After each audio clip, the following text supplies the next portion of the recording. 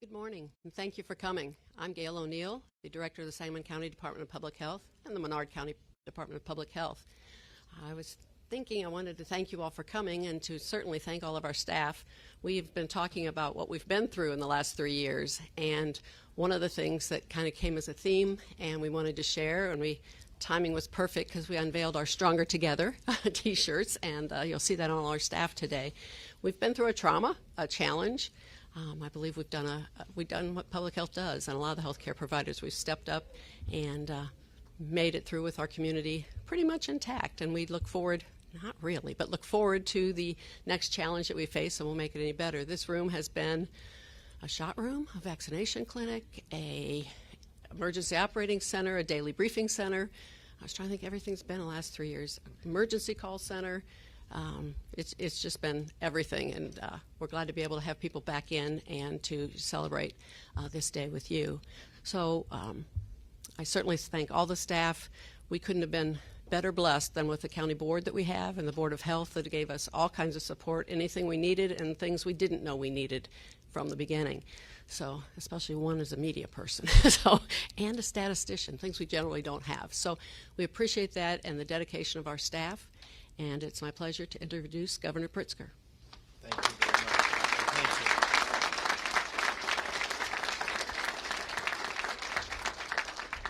you. Well, good morning, everyone. Thank you so much to Director Gail O'Neill for your kind introduction and for your dedication to the well-being of the people of Sangamon County. And I know that so many trying times over the last 3 years for you and for the staff of the Sangamon County Department of Health, and we just couldn't be more grateful to all of you for your sacrifices.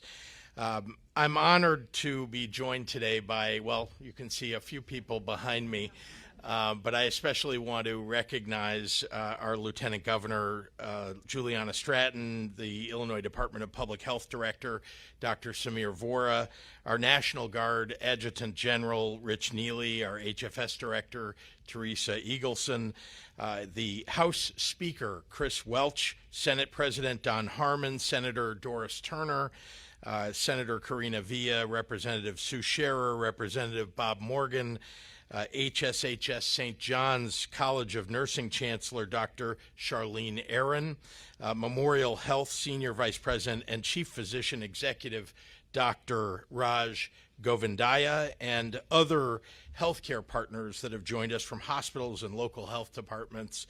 We've gathered today together to mark a major milestone for both Illinois and for the nation.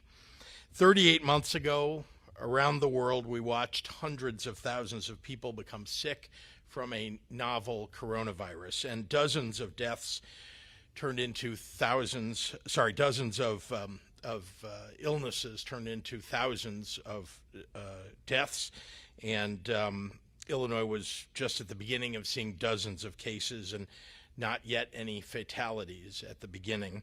To prepare for the coming wave of infections and hospitalizations, I declared a public health emergency. We have since seen 4 million cases here in Illinois, hundreds of thousands of hospitalizations, and over 36,000 deaths from COVID-19. But with the historic and heroic efforts of our healthcare workers and institutions, with the perseverance and grit of the people of Illinois, and with 26 million vaccine doses administered, I couldn't be happier to announce today that all national and state COVID-19 related emergency declarations have finally come to an end.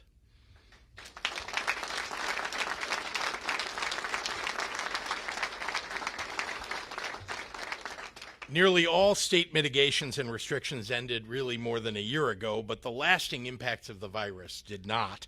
Maintaining only the aspects of the emergency declarations that would assist those who are most vulnerable meant that tens of thousands of Illinois residents were able to collect additional SNAP benefits to feed their families and retain expanded Medicaid health care coverage for as long as possible. The end of the federal emergency today means the end of those enhanced benefits. But my administration is doing everything in our power, working with the General Assembly to ease the transition for our most vulnerable families. That said, there were aspects of our state executive orders that have proven to be invaluable tools that we can afford to maintain, and the General Assembly has codified them. So as the emergency comes to an end, we continue to benefit from those tools. For example, during the pandemic, we vastly expanded the availability of telehealth, making it easier for patients to connect to healthcare professionals without having to leave their homes. Those telehealth visits are now covered by insurance and Medicaid. That's saving money, it's adding convenience, especially for seniors and working parents, and keeping people healthier. And just last week, I signed HB 559, sponsored by Representative Bob Morgan, who's here with us today, that expedites licensing so that we can expand our healthcare workforce. Bob, I want to especially recognize you. It's leaders like you that pave the way for a stronger and more prosperous Illinois. Thank you for your commitment to a healthier state.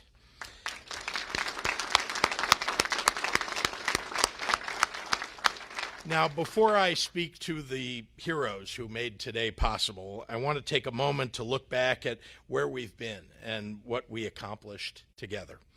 During the darkest days of the pandemic, while the state worked to mitigate its disastrous effects, the people of Illinois mobilized in so many ways to support our frontline workers and our most vulnerable communities, bringing pizzas to hospital workers to thank them for their bravery, dropping off mini medical kits and COVID tests to neighbors who were experiencing symptoms, and organizing food drives every day for students and seniors who might otherwise have gone without a meal. Back then and in the years since, Illinoisans have shown what we are all about: generosity, compassion, and kindness. It's those values that guided our state toward lower mortality rates and kept our hospitals from becoming overrun. And when the vaccines became available, our vaccine rollout, centered on equity at every turn, focused on reaching our most vulnerable as soon as possible. When all was said and done, we became the first state in the Midwest to reach 70% adult vaccinations, 10.5 million doses going to Illinoisans of color. We have a lot to be proud of, and we should celebrate that. But we also have so much to grieve. Out of the nearly 7 million COVID deaths around the globe, more than 36,000 of those happened here in Illinois. Parents and grandparents, uncles and aunts, and daughters and sons, the disease showed no mercy, despite all our best efforts. I want to ask all of us to take a moment of silence for the 36,000 plus Illinoisans that we lost and the loved ones who mourn their absence.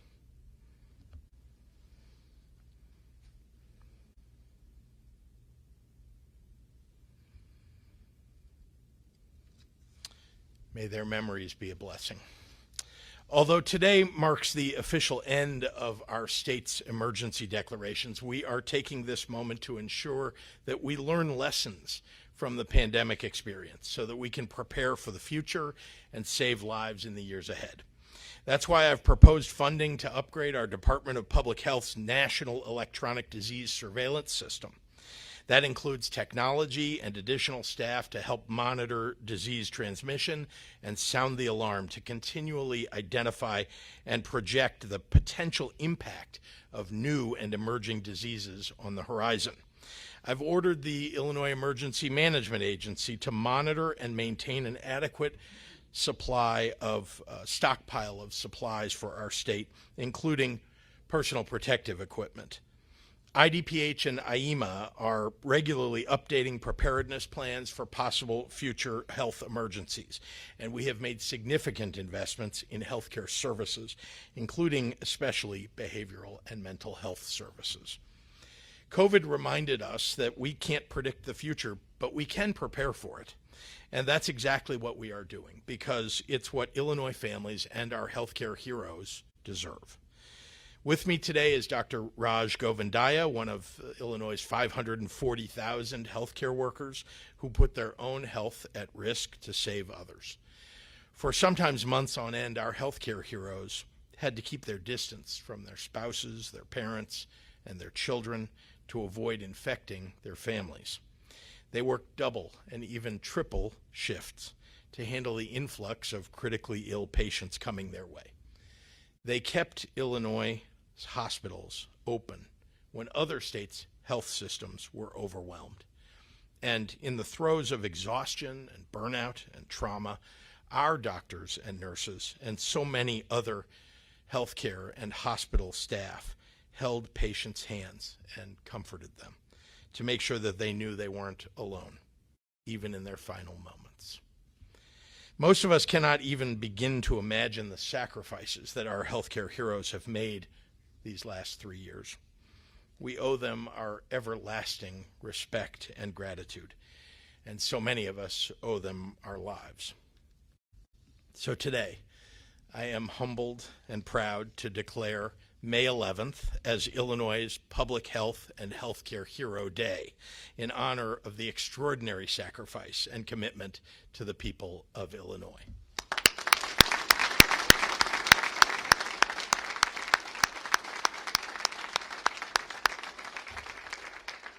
To Dr. Govindaya and the hundreds of thousands of healthcare workers and leaders throughout the land of Lincoln, from Chicago to Peoria to Quincy to Springfield to Carbondale and so many other places, thank you for your service. Thank you so much. On behalf of the people of the great state of Illinois, we couldn't be prouder to honor you today and every day. And now let's hear from our healthcare heroes. With that, it's my pleasure to introduce an exceptional leader in the field of public health, and that's our IDPH director, Dr. Samir Vora. Doctor.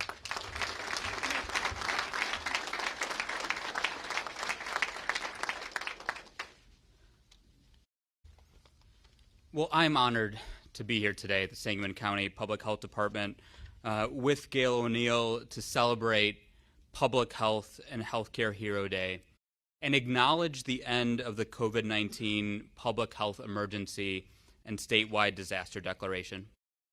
I want to start by just saying thank you, Governor. Thank you for your leadership through every day of this public health emergency and for never wavering in your support to the public health and healthcare heroes that we celebrate today. Lieutenant Governor, Speaker Welch, President Harmon, thank you as well for helping guide the state of Illinois through these last 3 years, and I would be remiss not to thank our leaders throughout the General Assembly, the Governor's Office, and across our state agencies, especially my predecessor, Dr. Ezike, for prioritizing our public's health. It was an effort of all of government. But today is about heroes, the incredible public servants that I have the privilege to lead at the Illinois Department of Public Health and those at the 97 different local health departments across our great state. Today is about my healthcare colleagues and everyone who stepped up to support their needs at our hospitals, clinics, and every place they provide services. At their core, public health and healthcare, they're about service. Our professions are about caring, healing, and protecting individual patients and communities. We respond to calls to action, and there was no greater call than the COVID-19 pandemic. From those early days when most were sheltering at home to the heights of the Delta and Omicron waves, our public health and healthcare heroes continued to respond. They developed novel treatments, implemented the largest mass vaccine campaigns in our country's history, and stood by our side to explain, teach, and care. However, this heroism existed beyond just treating COVID-19. Babies were still born, people still had heart attacks, environmental disasters still occurred, and diabetes still had to be managed. Amidst the challenges of the emergency, public health and healthcare leaders found creative ways to make sure that all of health continued to be prioritized. Today is about those who continue to serve, but I also want to thank those who have served. A day celebrating them, but acknowledging the challenges that this group has faced. Their nonstop commitment to keeping Illinois safe and healthy has led to many leaving these cherished professions, some making the ultimate sacrifice, and significant burnout in those who remain. And while we praise our public health and healthcare heroes, we acknowledge today with mixed emotions, remembering those that we have lost. As the governor said, since the first case of COVID-19 in Illinois on January 24th, 2000, 36,850 Illinoisans have been taken from us by this disease. We mourn for these Illinoisans and continue to grieve for their families. Our lives have all changed in big and small ways, a period in our shared history that has shaped us all. But we stand today on this May 11th with very low COVID-19 activity across the state. COVID-19 continues to circulate and still poses a severe risk to those that are most vulnerable. We in public health and healthcare will continue to take it seriously and work to prevent its spread. Yet starting tomorrow, we move to COVID-19 being part of a new normal, an ever-present illness, but one no longer viewed as a public health emergency. Now, if the COVID-19 emergency was our public health crisis, before us now is an opportunity. It's an opportunity to use all that we have learned from fighting COVID to write new chapters in the story of public health. Chapters focused on community, chapters focused just as strongly on the prevention of disease as its treatment. Chapters focused on addressing historic inequities in the health of so many communities. Chapters focused not just on infectious disease, because we know infectious disease is an important part of public health, but on all of public health. From mental health to chronic disease to violence prevention to the opioid epidemic to maternal health and so much more. An emphasis on all the things that make us sick, but more importantly, all the things that can make us well. This opportunity marks a moment to go back and think about health, not as separating public health and healthcare, but instead to come together as one story, a unified vision for health. Now, we are all authors of this story, and we can all write the right new chapters in this amazing journey. However, the heroes that we celebrate today are health heroes. They're going to be the ones leading the charge. Now, I'm proud to be one of you. Today on Public Health and Healthcare Hero Day, and every single day moving forward. Thank you very much.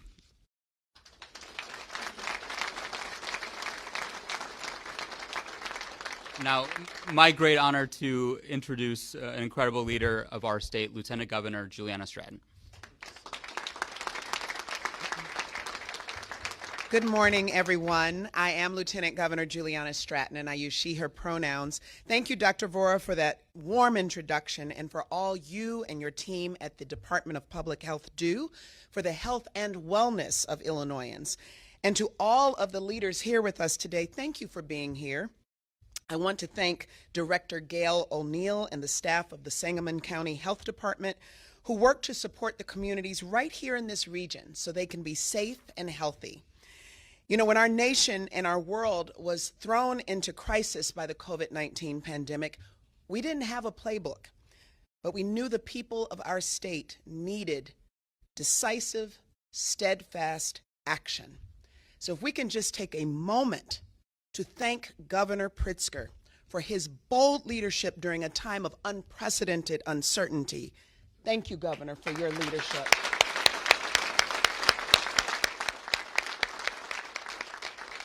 I just want to say every state did not experience what we experienced, and it took a leader to guide the way through a time, as I said, we did not have a playbook.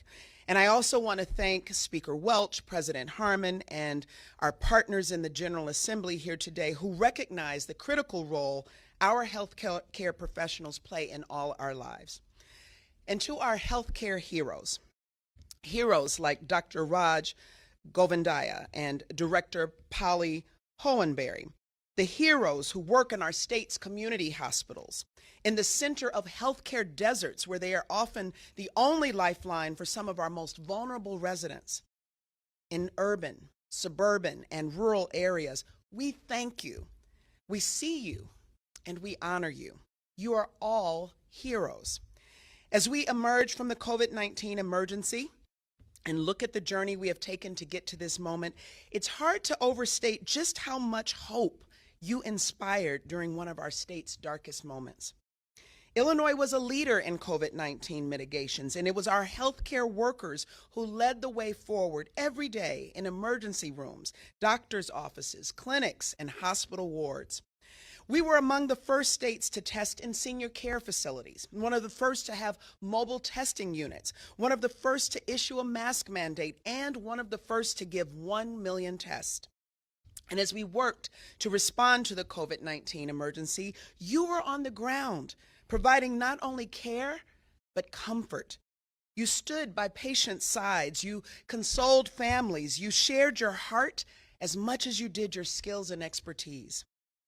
Today and every day, we celebrate all you gave to us and continue to provide, and we hold close the sacrifices you and your families have made so that you could be there for Illinoisans. I'll be clear.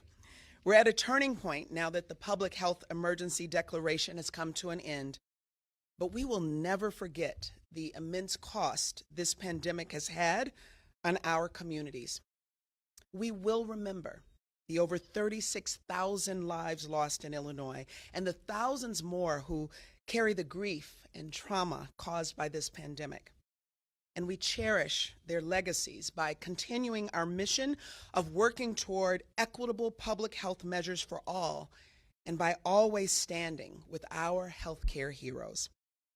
Today is a great day because we declare today with pride Illinois Public Health and Healthcare Heroes Day. We truly are stronger together.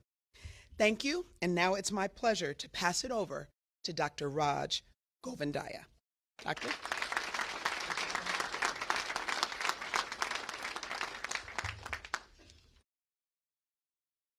Thank you. I'm honored to be here today to celebrate the end of the public health emergency.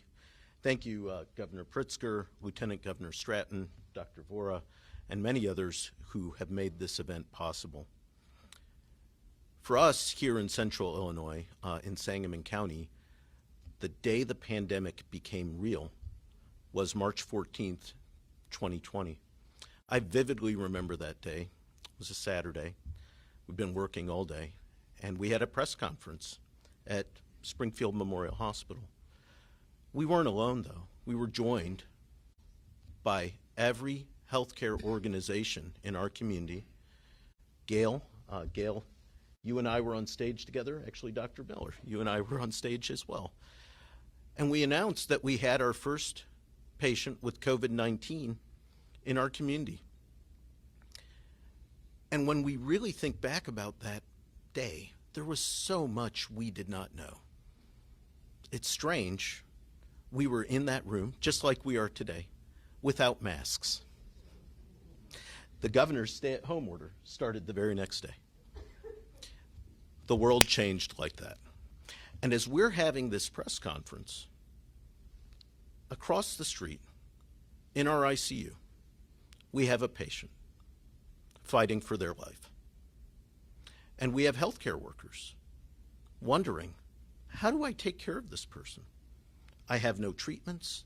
I have to send the test to the Illinois Department of Public Health lab because we have no testing available in our hospital. Am I wearing this personal protective equipment properly?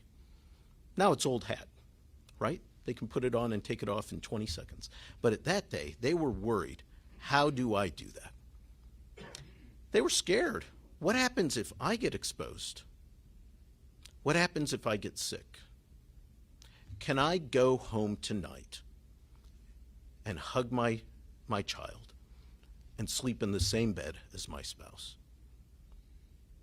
But you know what? It's not a job. It's a profession. It is a calling. And these physicians, these nurses, these respiratory therapists, the patient care technicians who bathe and reposition the patient, they went in those rooms every single day, despite the unknown, because this is what they are called upon to do, to take care of me, to take care of you, to take care of our communities. And they did it. They served so well. And it wasn't easy. My goodness, it wasn't easy. The healthcare system bent, but it never broke. And the reason for that is the dedication, the commitment to service of each and every healthcare worker. And I'm so proud to be able to represent them today. But I don't deserve any of that recognition. It is 1,000 nameless, faceless people who sat in rooms and held hands and talked to patients when their families could not visit. They talked to families who were out of town, who weren't in the hospital, and they communicated what was going on. They provide reassurance, healing, and love for their fellow man. So today, we are in such a different place.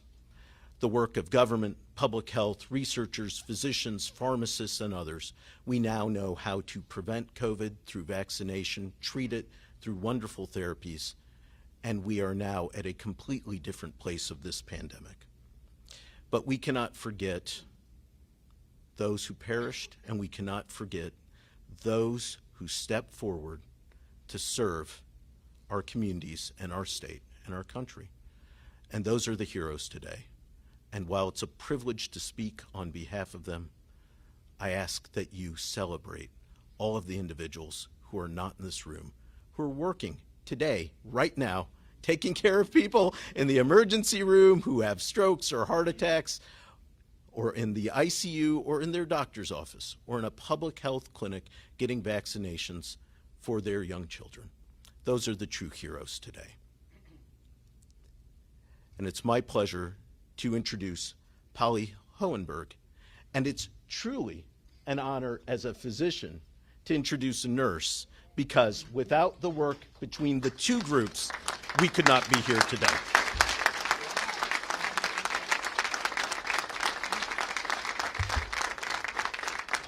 Thank you for inviting us to speak today. First of all, I didn't want to be a nurse. I wanted to go to law school, and changed my mind at the end of my junior year of high school, and can't imagine doing anything else. In the summer and fall of 2020, our critical care teams took a major hit, and I was managing our ICU at that time. And I was so fortunate to get to work with some of the best ICU nurses and intensivists in our area. And as Dr. Govindaya mentioned, this was a time where our hospitals started working together. It didn't matter which side of the tracks you were on. We were assisting each other, whether it be with PPE, equipment, even some staffing with our physicians, just trying to make sure that we could take care of our communities the best that we possibly could. And as they've also mentioned, this isn't just a job for nurses, it's a calling. And COVID hasn't changed that in one instance. And I can guarantee every nurse that's in here will say, we signed up to care for people. And what COVID did to us was it made us choose who we took care of. And that is what we didn't sign up for. And sorry, it gets, and that's what we struggled with. I can tell you none of my nurses batted an eye when we asked them to go in and take care of our sickest patients. They were dying, they were holding hands. We won't remember all of those numbers of the people that we took care of, but we will remember their faces and their families and the FaceTime conversations that we had. So thank you to every single nurse and every single physician and our techs and our respiratory therapists, because no one would have ever imagined this ever happening in our careers. And I hope that we never have to have it happen again. I think I can speak for all of us there. So as we're finishing up Nurses Week, Happy Nurses Week to all of you.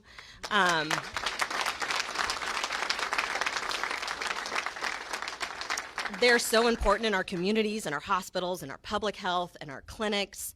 And thankful also for our physicians and every other ancillary healthcare provider. It takes all of us. And as your t-shirts say, we are definitely stronger together. So it is my honor to introduce Dr. Brian Miller.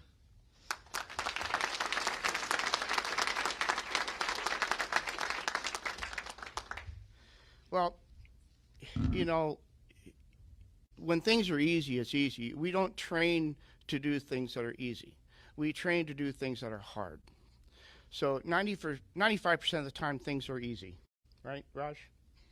Did you? It's that 5%. That's the hard part.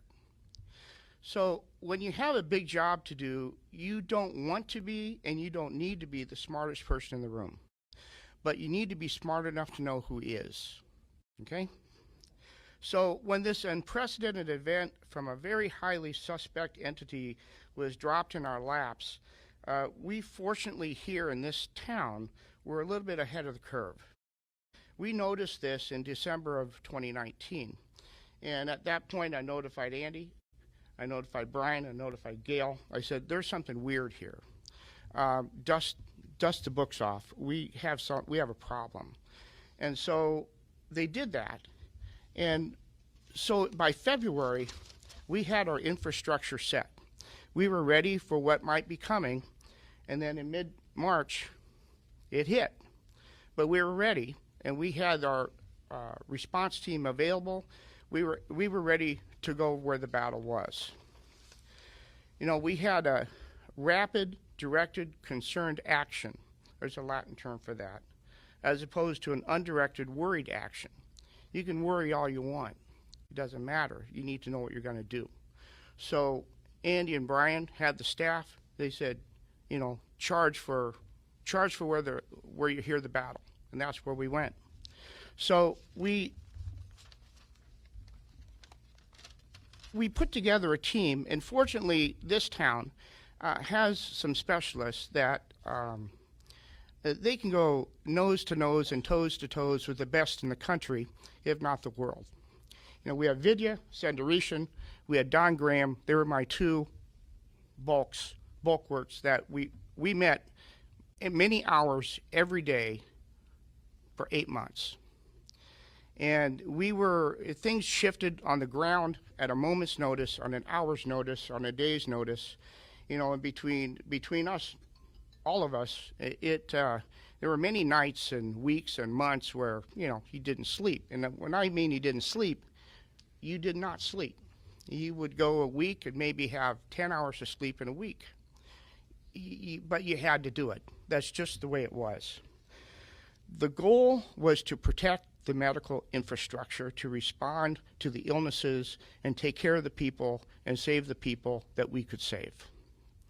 We didn't know, it wasn't known what we could do. When some of the statements were coming from different parts of the country, et cetera, in our group, you know, no question was wrong. We were not an echo chamber. Every question was pertinent. Everybody had a reason for it. And so when there was an inaccurate statement, when things didn't make sense, we said so.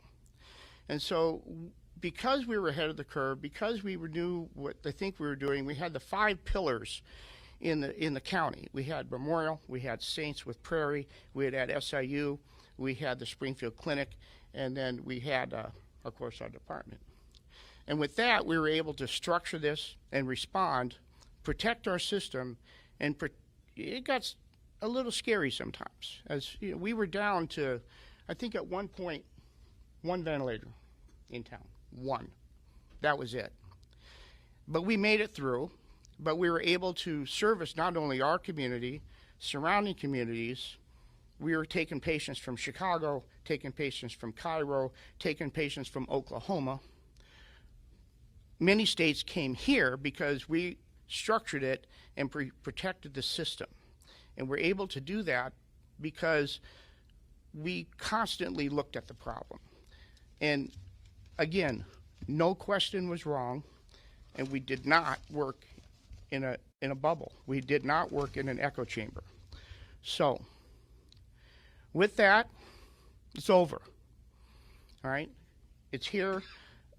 COVID's going to be here. It's going to be around forever. It's not going away, just like influenza, not going to go away. Measles, not going to go away. So, we clean this off our plate. We got other stuff to do, and we'll move on.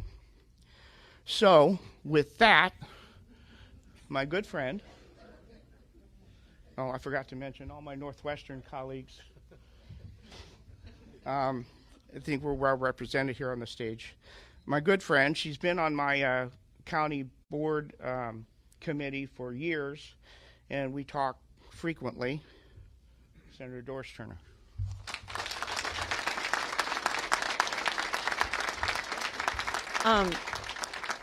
Dr. Miller is definitely one of a kind.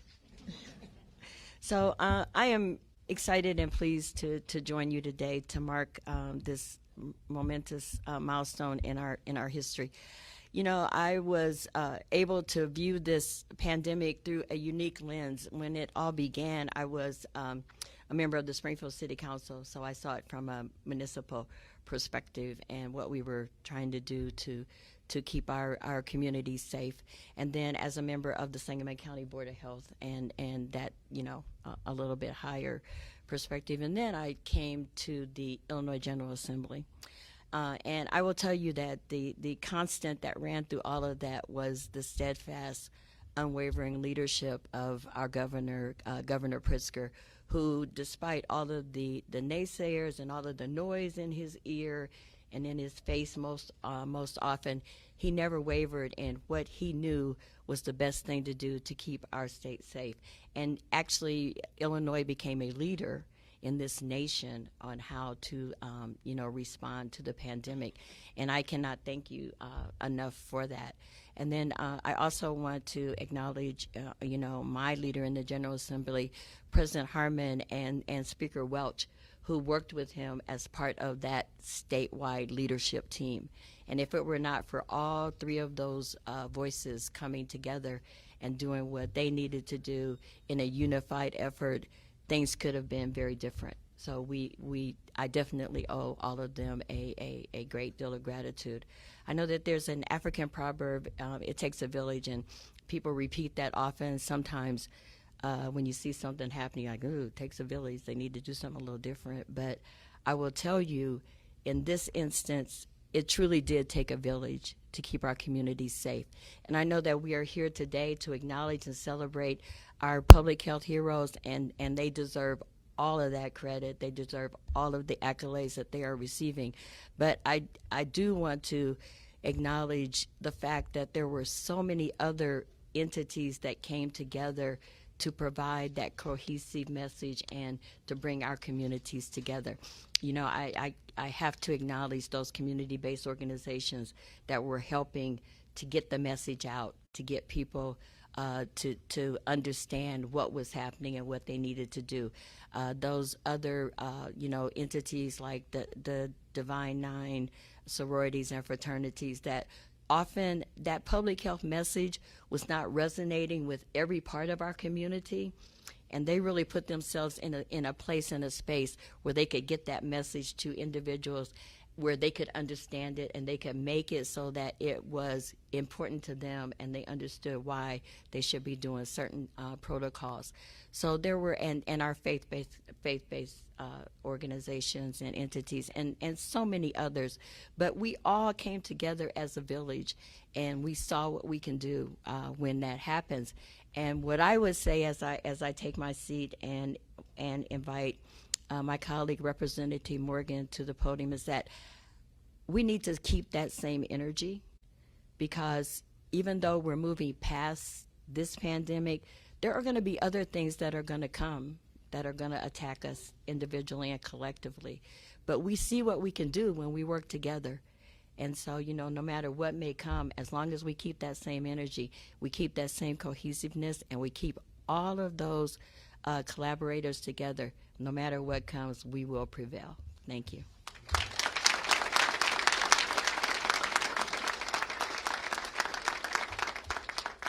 Good morning. My name is Bob Morgan. I'm the state representative from the 58th District in Illinois. As a healthcare lawyer and a former employee of the Illinois Department of Public Health, in those first few days of the pandemic and weeks, I was blowing up Governor Pritzker's phone. I was calling him all the time. To his credit, he didn't block my number. He took my calls. And in those days and weeks and months ahead, he instituted those executive orders that saved countless lives. And myself, my family, my community, we will always be incredibly grateful to Governor Pritzker for his steadfast leadership in that unprecedented moment in our history. And he just saved lives. And I will never be more grateful to him for the leadership he showed in those moments where there were no good answers. There were no answers at all. He had to take the best advice he had, the best calls he was receiving, and make decisions based on what was happening in the world. So thank you, Governor Pritzker.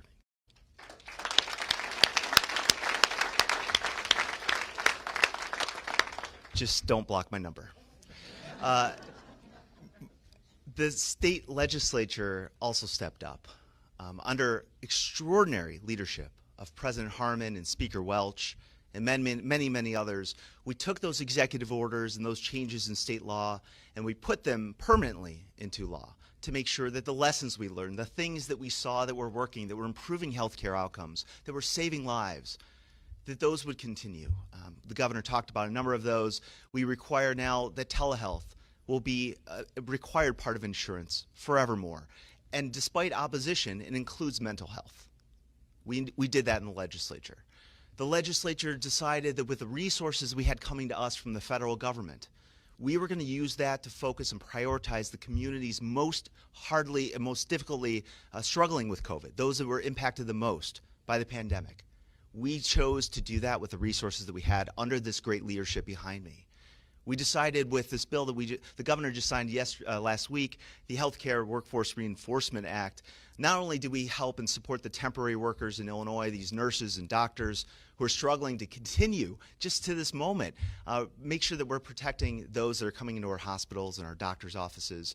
We're also making sure that those who are using our pharmacies to get a flu shot or flu test or COVID shot or COVID test, that will continue as well. Those are tremendous steps.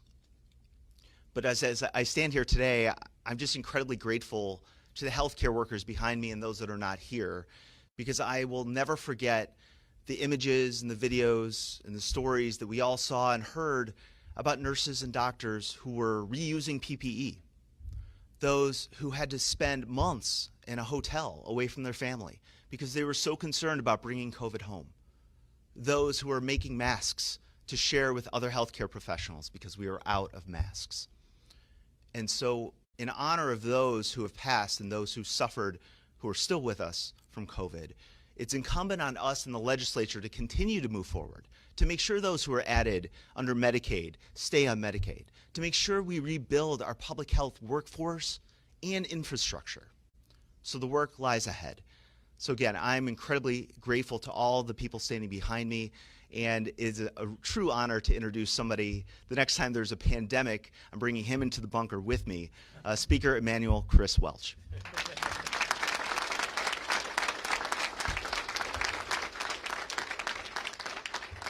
Thank you, Bob. Good morning, everyone. Good morning. It is truly an honor and a privilege to be standing here with all of you, with our governor and lieutenant governor, my colleagues in the General Assembly, the Senate President, and all of these healthcare workers. I was told when I got the call from Dr. Vora last week that this was a celebration, you know, and so I got to tell you, I'm thankful. I'm thankful every day. Thank God we made it. We made it. We made it here today because we did it together. And clearly, we did it because of our healthcare heroes. We are stronger together, and that's why we made it through. You know, we made it through Zoom. We made it through Google Meet, Microsoft Teams, WebEx, remote learning. You know, we made it through all of that, and we're still here standing stronger. You know, now we can hug each other again. We can actually kiss each other on the cheeks again. We can gather like this without a mask again. We can go to the movies, watch a sport, go to a concert. We did it because of our healthcare heroes. People who didn't even think about their own selves when they were helping others. And I am just so proud to be standing here today celebrating them. Our healthcare professionals worked around the clock, putting their own health in jeopardy so that we can have this moment here today to serve those who had an illness that, as Dr. Moore said, they didn't know how to treat it. They didn't know if they were wearing the proper equipment, but they woke up every day and did what they trained to do, and that's to help save all of us so that we could have this moment here today. You know, we didn't know if they were going to have enough PPE. We didn't know if we were wearing the right mask, the paper mask, the cloth mask. You know, it was so many different opinions. Every day there's something new. But thank God we all made it. And, you know, there's still people pushing through the trauma that we all went through the last 3 years. They're pushing through the loss and the grief, and we can never forget that. We will never forget that. But this day has to be celebrated because so many people worked hard to bring us through this pandemic. A few years ago, I filed a resolution in the House. It was regarding the zombie apocalypse. And I filed it that day, and before I got halfway home, I had a call from a reporter. Why are you filing a bill about the zombie apocalypse? You know, the legislature have time for that? And I said to this reporter, I said, did you read the resolution? I said, because if you're ready for a zombie apocalypse, you're ready for a natural disaster. You're ready for that tornado or hurricane, or you're gathering the things that you need to be prepared in the case of a natural disaster.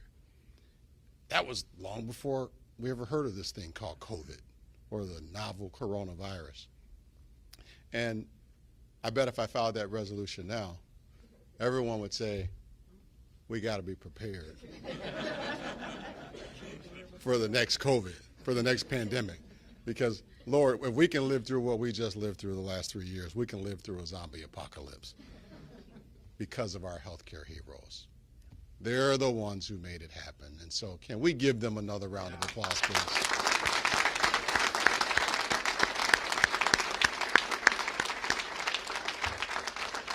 Before I bring up my friend, the Senate President, there's one name that hasn't been mentioned here today that I wouldn't feel right if we don't recognize a particular healthcare hero.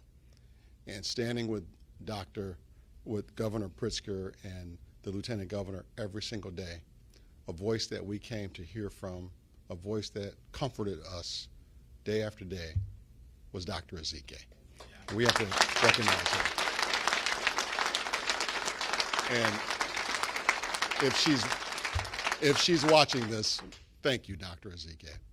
With that, I want to turn it over to my friend, my colleague, President of the Senate, Senator Don Harmon. Thank you, Mr. Speaker. Governor, Lieutenant Governor, thank you for including me today. I want to thank the entire public health and healthcare community for all the work you've done over the last few years. As someone who has had COVID, not once, but twice, been fully vaccinated and boosted, and drooled countless times into the Shield saliva test tubes, I know that it is public health and healthcare professionals on the front lines and behind the scenes all across this great state who work to keep us all safe. I want to extend a sincere, heartfelt thanks to all of you for all that you have done, to the lab techs working around the clock to process samples, to the nurses and doctors caring for the infected, to the staff who set up and ran testing and vaccination sites, to the public health workers who tracked cases to help prevent the disease's spread. You are the ones who sacrificed your time, your family, your healthy diets, all in the name of public health and safety. You ate pizza after pizza at emergency command posts, at testing tents. You missed family events to staff clinics and care for patients. You worked around the clock and calendar to try to stay ahead of the curve. You saved lives. You can never be thanked or appreciated enough for what you've done, and so I want to say thank you. Thank you on behalf of myself, my family, the Illinois Senate, Senator Doris Turner, and the nearly 13 million people who call Illinois home. Thank you for your sacrifice, your work, and your commitment. You are all true heroes. And with that, it's an honor to bring Governor Pritzker back to the table to sign the proclamation. Some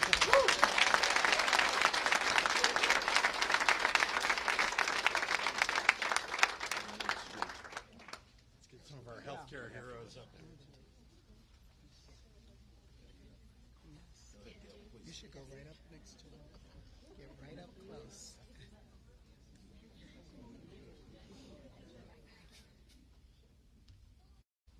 I'm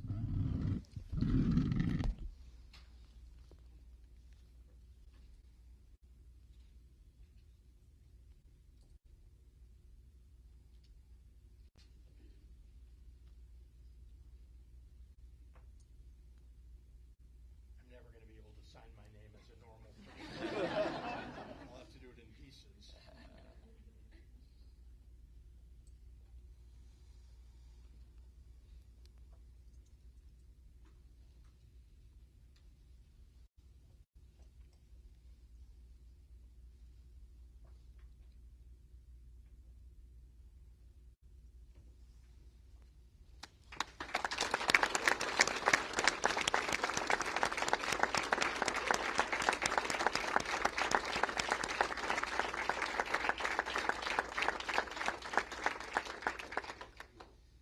Thank you. I'll take a few questions from members of the media.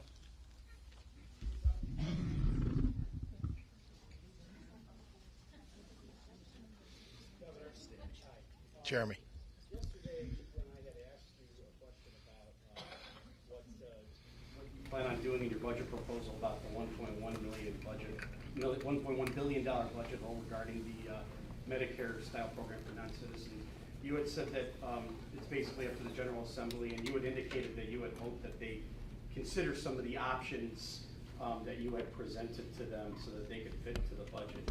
Could you elaborate on what some of those options from your administration are to the General Assembly?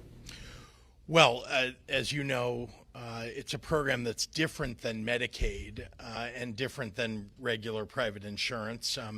It is possible, for example, that there could be, for some people at certain income levels, copays. That's an example of something that would defray the cost of the program. That's one example. Another is, a question about reimbursement rates and what level the reimbursement rates would be for whatever services are given to people. So those are two among many, but really we gave them many options to choose from and ideas that they could take back to their caucuses and talk about, and we've tried to answer every question that's been brought to us. But these are all things that I think are reasonable to consider to make sure that we're reining in the cost, but also serving the people who most need this health care. Governor, also yesterday you said that if your budget put forth as it is now was passed, it would be balanced, but it looks like for fiscal year 23, the spending estimate is a little bit higher than revenues with the supplemental funding that you have proposed. So do you have to maybe consider not putting more into pensions or not doing the supplemental for daycare facilities? I think the good news is, as you know, that the amount that we're talking about is a very small percentage of the entire overall budget. We're talking about possibly 1% of the entire budget. So we've, knowing that this might be coming, we've ramped down some of the spending here and there within all of our agencies to make sure that we could cover that 1% difference. Some of the changes going to be specifically for testing and for vaccinations? What will some of the changes? Changes for testing and vaccinations. Yeah. Well, as you know, we've codified a number of things this General Assembly has, and I've signed those to make sure that we're still providing services for people, especially those who cannot afford on their own testing, treatment, et cetera. So we'll to continue to work on that. We obviously, the federal government, we'd like them to step up and continue to help us to pay for what's necessary to just continue ramping down the amount of disease that exists out there.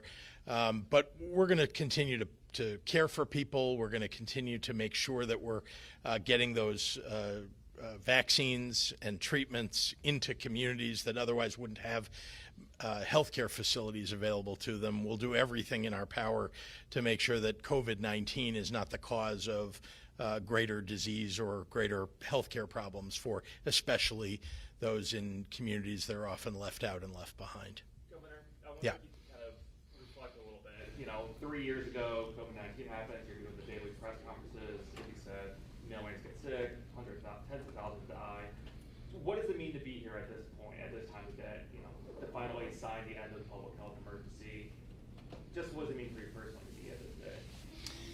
I've reflected upon that over the last few days as we come to the end of these emergency declarations, and over the last year as COVID has become less impactful across the state. But I must say, I think back to the very earliest days when we just didn't have enough information. You heard a lot of that this morning. But we were doing what doctors and epidemiologists, the scientists, were telling us to do, even in the face of people who wanted us to make political decisions. And I remember some of the hard days in the very beginning of this, and for the first half a year, let's say, maybe all the way through 2020, now that I think about it, and where my staff and I were working 18-hour days, and nonstop. People were, in the office or at home. Some people were sick even while they were working. We had to identify PPE locations around the world. The President of the United States refused to invoke the Defense Production Act, refused to help the states or provide guidance, turned it into a political endeavor, and that meant that we were on our own, and we had to do what was best. When I think back to those early days, there were a lot of heroes, but especially those who were working in hospitals directly exposed to the virus. Those of us who were working hard to try to mitigate the damage the virus was doing outside of the hospitals, outside of healthcare institutions, sure, people were at risk, and we knew that we had to keep ourselves safe. But I cannot imagine what it was like to go to work every day knowing you were walking right into the middle of an airborne transmitted disease. So we're here today celebrating those healthcare heroes. People have remembered other aspects of the pandemic today because it's the end of the national emergency and the state emergency. But it is those healthcare heroes, and I repeat it, you saved our lives. You saved our lives. We could not have done what we did. Remember, Illinois, we did not close our hospitals. You heard from a doctor just a few minutes ago that there were people coming from other states to get health care in Illinois because our healthcare personnel, because our hospitals did such an amazing job of caring for people. And as a state, the people of Illinois, some who never got the disease, kept other people safe. So they didn't have to go to the hospital, and people wore their masks when they needed to wear masks. And this was people stronger together. What a great moniker for what happened in Illinois. Everybody stood up for each other. It was not a bunch of state mandates or federal requirements or funding, it was people in the neighborhoods and communities helping each other out. That is how we survived. That's why Illinois did so well. That's why people stayed healthier than in most other states. Governor, just yesterday, some of the Republicans were saying you're punitive, 1,000 days of executive order, and then there were some not yesterday, but over the course of the pandemic, more personal attacks on how you conduct yourself, how your family conducts itself.